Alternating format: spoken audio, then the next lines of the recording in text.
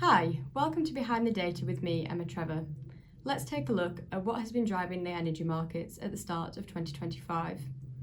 We all know that energy prices can be volatile, and January has been no different as energy markets have reacted to a broad range of influencing factors.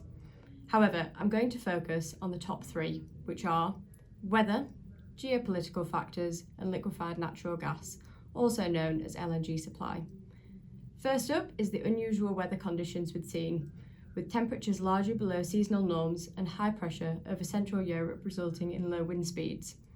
Both of these factors combined have resulted in increased demand, and we've seen a bullish reaction in the market, with prices trending higher through the month.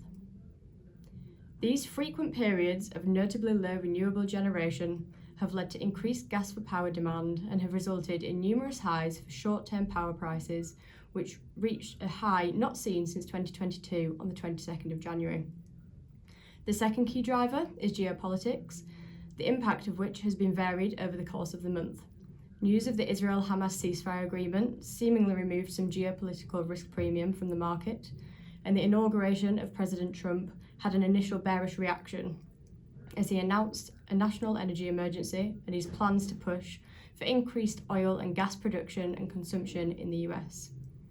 Concerns did surface, however, over the withdrawal of US investment in wind generation projects and the potential impact of trade tariffs on global economic recovery, both of which resulted in UK power prices pushing up. And the third driver has been LNG. There is always nervousness around the LNG shipment being diverted away from their intended destination as a result of global demand and competition. An unplanned outage at the Freeport terminal last week as a result of unstable power supply amid freezing weather conditions inserted some risk premium into the LNG market, as any unscheduled disruptions to supply from infamously unreliable terminal causes traders to become anxious. However, forecasted LNG supply into the UK remains strong.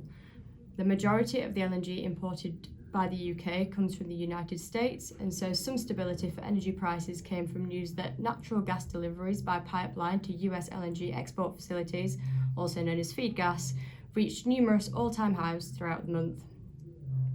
Following a volatile month for prices, the fourth week of January saw prices rise, breaking through levels seen in 2024, resulting in higher costs for consumers.